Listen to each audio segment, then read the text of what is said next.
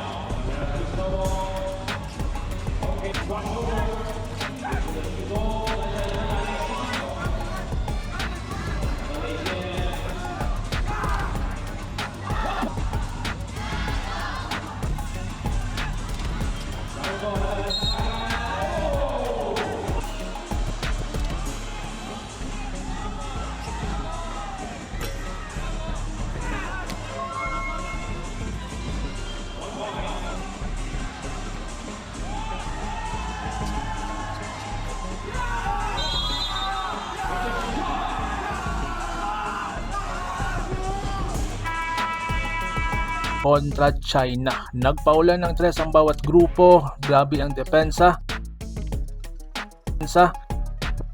grabe ang athleticism, grabe ang athleticism. Halika tignan natin mga ka-sports ang ilang highlights ng kanilang laro.